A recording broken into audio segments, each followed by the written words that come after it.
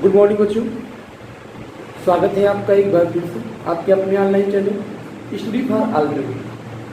बच्चों, हम लोग जो त्रिकोणमिति के अनुप्रयोग पढ़ रहे थे दैनिक जीवन में, जिसमें कि एक्सरसाइज जो 9.1 है आपकी, यानी कि जो उसका पहला चैप्टर है, पहली एक्सरसाइज है, उसको सॉल्व कर रहे थे। कुछ क्वेश्चंस हो गए थे और बाकी क्वेश्चंस आज कराए जाएंगे।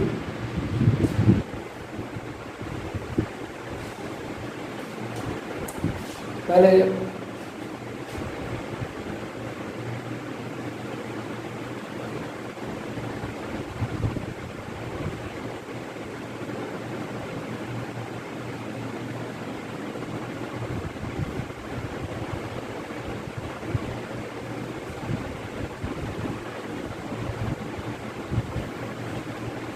तो क्वेश्चन को पढ़ लेते हैं कि हमारा जो अगला क्वेश्चन है एक्सरसाइज, ये एक्सरसाइज है यहाँ पे 9.1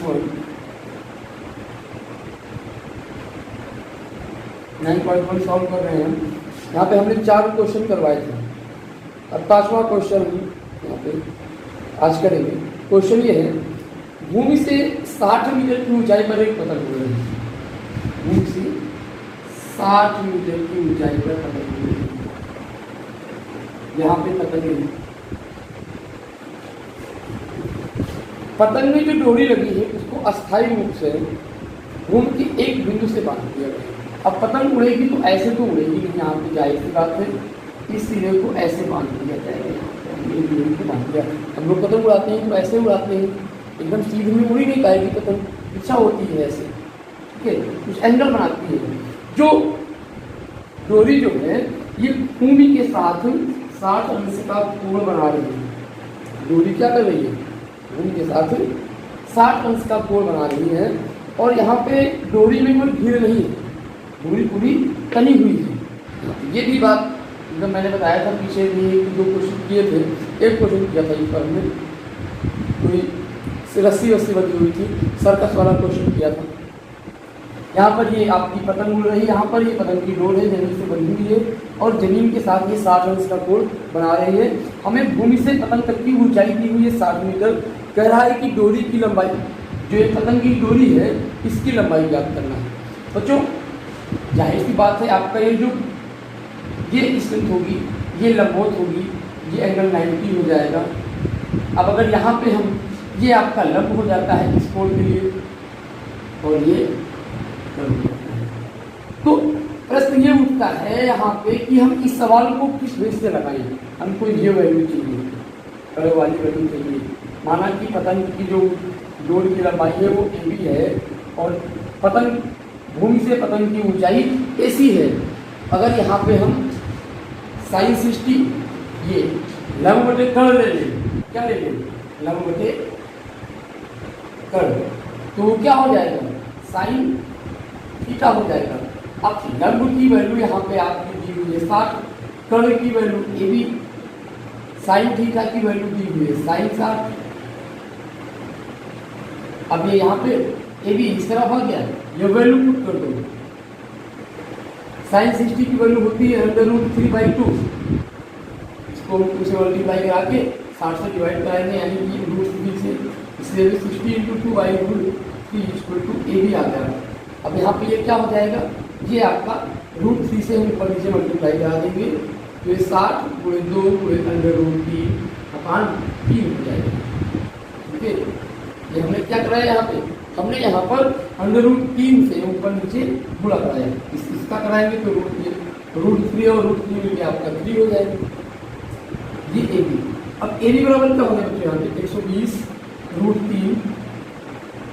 √3/3 काट दिया, ये आया 40 √3 मीटर। यानी कि पतंग के डोर की लंबाई क्या हो गई, 40 √3। बच्चों, सवाल समझ में आया आपका, इत्मीनान से सवाल को पढ़ते हैं। उसके बाद हम यहाँ पे देखते हैं कि क्या रिलेशन है, क्या ज्ञात करना है और क्या दिया है। जो ज्ञात करना है और जो दिया है उनके अनुपात में कौन सा कोण होता है, इतना हमें देख लेना है। बच्चों, ये सवाल समझ में आया होगा आपके। अब अगला प्रश्न करते हैं, देखते हैं अगला प्रश्न कौन सा है। ये क्वेश्चन नंबर 5 था, एक्सरसाइज NCERT का। अब 6 करते हैं।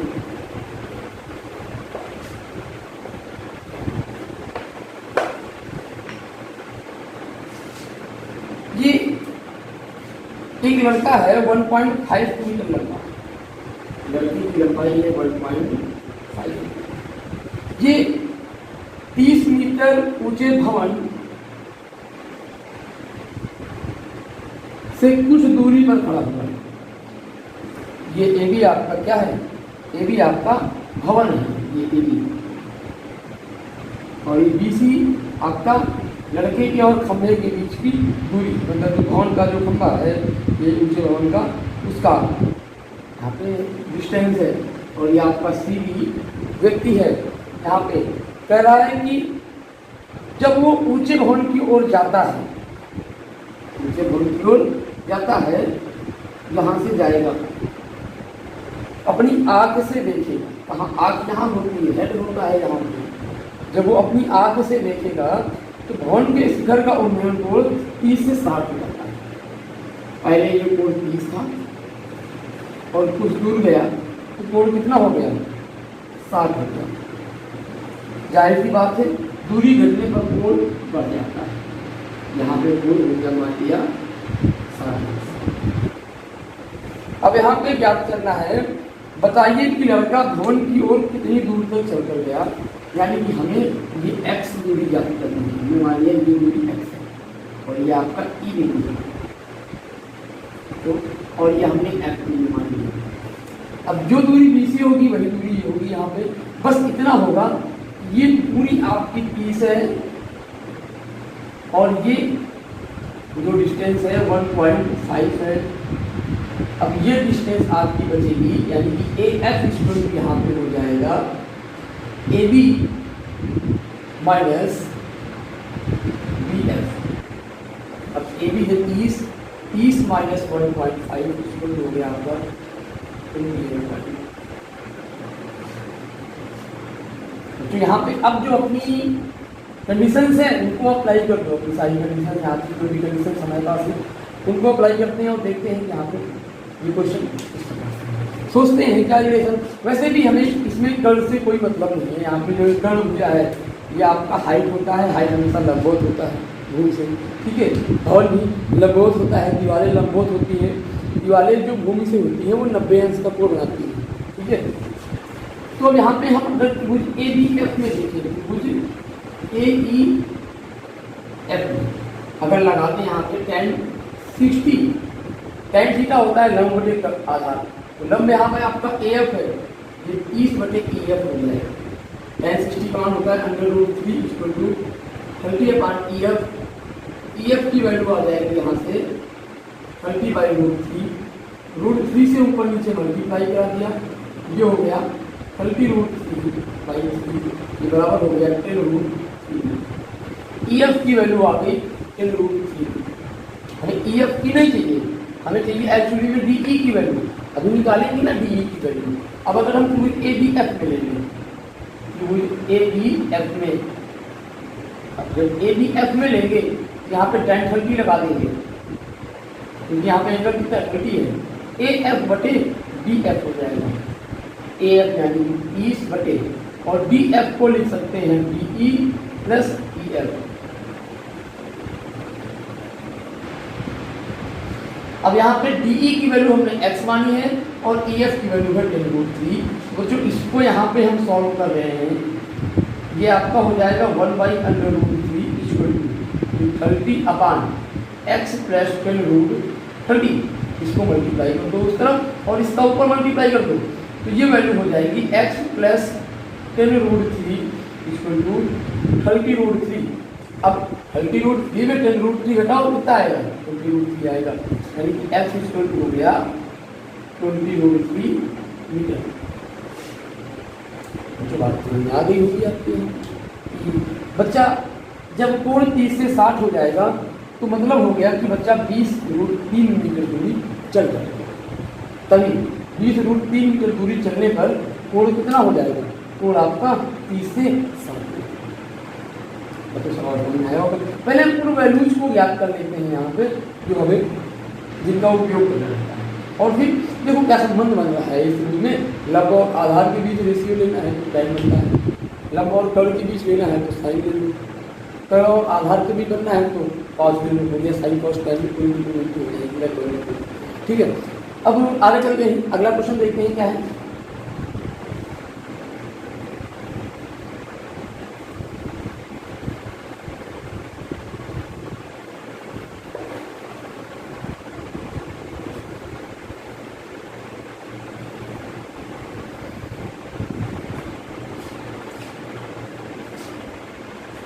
अगला क्वेश्चन पढ़ते हैं, पहले एक बार गौर से पढ़ेंगे। अगला क्वेश्चन है, एक पेडिस्टल के शिखर पर एक 1.6 मीटर ऊंची मूर्ति लगी है। पेडिस्टल होता है, भूमि के एक बिंदु से मूर्ति के शिखर का उन्नयन कोण 60 और उसी बिंदु से पेडिस्टल के शिखर का उन्नयन कोण 45 है। देखो यहाँ पर ये देखिए आपका पेडिस्टल हो गया,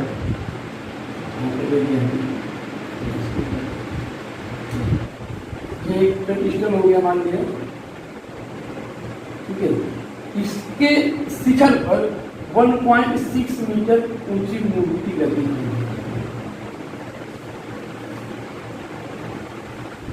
इसके शिखर पर अब कह रहा है कि भूमि की एक बिंदु से मूर्ति के शिखर का उन्नयन कोण, मूर्ति के शिखर का उन्नयन कोण 60 अर्थात यानी ये कोण कितना है, ये कोण 60 तथा पेडिस्टल के शिखर का उन्नयन कोण 45 डिग्री। ये कोण कितना है यहाँ पे, ये कोण है 45। अब यहाँ पे हमें ऊंचाई दी गई होगी, अब ये ऊंचाई दी गई है, यहाँ पे ए बी हमने मान लिया मूर्ति है और ये बी सी पेडिस्टल है और ये बी है। अच्छा यहाँ पे कुछ नहीं करना है, बारी बारी से प्रत्येक यूनिट में लगा देना है, ठीक है।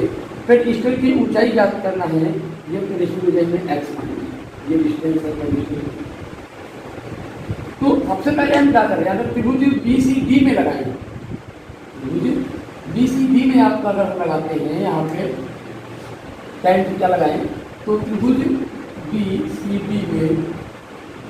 सी डी में आपका ये tan लग जाएगा, tan 45 इक्वल टू हो जाएगा बी सी अपान बी सी हो गया। तो यहाँ पे इसको हम ऐसे ही रख लेते हैं या इसकी वैल्यू निकाल लें, ये बी सी बराबर बी सी हो गया। tan 45 की वैल्यू क्या होती है, 1 होती है। वैल्यूज तो याद ही करना पड़ेगा हमें, हमने बताया था आपको सिस्टम क्या होता है वैल्यूज को।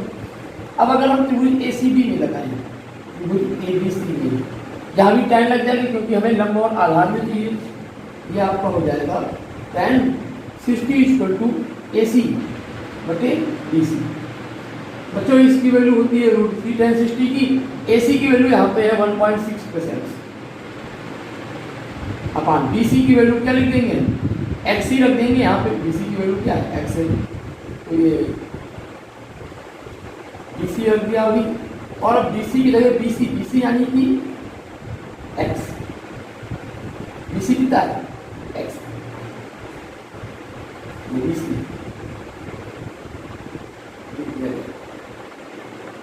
सी जो क्या है एक्स। यहाँ पे हमने बी सी की जगह बी सी रख दिया, √3 equal to 1.6 plus x upon x, ये √3x हो गया। यहाँ पे √3x equal to 1.6 plus x, x equal to आ गया, ये रूट इस तरफ आया, यहाँ पे हो गया ये √3x minus x equal to 1.6। अब यहाँ पे x का मान ले लिए, √3 minus 1 equal to 1.6, X equal to हो गया 1.6 अपान √3 माइनस 1। बच्चों यहाँ पे √3 की वैल्यू 1.7 समथिंग होती है, तो √3 की वैल्यू रख देंगे, ठीक है। अगर दी हो तो, ना दी हो तो संयुग्मी से गुणा करा दो। संयुग्मी क्या होती है इसकी, यहाँ पे इसकी संयुग्मी हो जाएगी बच्चों ये 1 √3 प्लस 1 और √3, बस आपका क्वेश्चन। यानी कि आंसर अगर हम देखें यहाँ पे क्या होगा, ये आंसर अगर हम x की वैल्यू लिखें तो ये हो जाएगा 1.6 √3 प्लस एक्स अपान 3 माइनस 1। यानी कि ये कट गया, 2 आया, 1.6 अंडर रूट 3 प्लस एक्स अपान 2, ये हो गया 0.8 अंडर रूट 3 प्लस एक्स भी, सॉरी 1 होगा, एक्स 1 मीटर। ये आ गई आपकी कंडेस्टर जो है, जो बात समझ में आ गई होगी यहाँ पर भी। अगला क्वेश्चन देखते हैं, एक और क्वेश्चन क्या है, प्रश्न चर्चा करते हैं एक और प्रश्न पर। एक तो मीनार के पाद बिंदु से एक भवन के शिखर का उन्नयन कोण 30 है। मीनार के पाद बिंदु से, पहले मीनार का पाद, एक मीनार बनाए यहाँ पे, आधा क्वेश्चन पढ़ लिया है और आगे पढ़ रहे हैं। और भवन के पाद बिंदु से मीनार के शिखर का उन्नयन कोण जो है वो 60 है। अब मीनार की ऊंचाई दी गई है, भवन की ऊंचाई बताओ। यहाँ पे लोग क्रॉस करा देना है, तो कुछ नहीं कराना है, एक भाई मीनार है और एक भवन है। क्वेश्चन को फिर से देख लेते हैं। एक यहाँ पे आपका मीनार है, ये हमने मान लिया मीनार है, और ये मान लिया भवन। भाई मीनार तो ऊंची होती है ना, ये मीनार आपकी दी हुई है 50। मीनार के पाद बिंदु से भवन के शिखर का जो उन्नयन कोण है वो बन रहा है, ये भवन है, जो कि हमें भवन की हाइट फाइंड करनी है। ए बी मान ली और ये बी सी और ये बी। ये मीनार के पाद बिंदु से भवन की जो एंगल है, जो भवन के शिखर का उन्नयन कोण है वो दिया है 30 अंश, और भवन के पाद बिंदु से मीनार के शिखर का उन्नयन कोण दिया है 60 अंश। तो कुछ नहीं करना है, एबीसी में लगाओ त्रिकोणमिति और डीबीसी में लगाओ त्रिकोणमिति। आपका वही tan लगा दो। अगर हम बात करें कि वो एबीसी में, एबीसी लिया, एबीसी में tan 30 हो जाएगा, tan 30 इक्वल टू क्या हो जाएगा, AB बटे BC। अब इसकी वैल्यू 1/√3 होती है, AB की वैल्यू यहाँ पे दी नहीं है और BC की वैल्यू दी नहीं है। यहाँ पे BC की वैल्यू निकालूंगा, BC इक्वल टू हो गया AB√3, क्योंकि मैं चाहिए AB। अब पुनः अगर हम इस त्रिभुज में लगा दें, त्रिभुज BDC में, त्रिभुज BDC में क्या हो जाएगा, ये आपका यहाँ पे tan 60 लग जाएगा। ये त्रिभुज लेंगे, ये लाइन भूल जाएंगे, ये आपका लग जाएगा बराबर मीनार कितनी है, BC बटे BC। तो BC तो आपका दिया हुआ है, ये tan 60 के मान √3 हो गया। BC का वैल्यू दिया गया है 50 बटे BC। अब BC का वैल्यू क्या है, AB√3, यहाँ पे लग देंगे AB√3, तो ये आपका हो गया AB√3। अब ये बराबर हो गया 50 बटे AB√3, यानी कि √3 इक्वल टू, लेकिन यहाँ पे नोट कर रहे हैं √3 into AB√3 equal to 50। AB equal to हो जाएगा 50/3, और इसको हम लिख लेंगे, ये आपका 3 × 3, 3 × 18,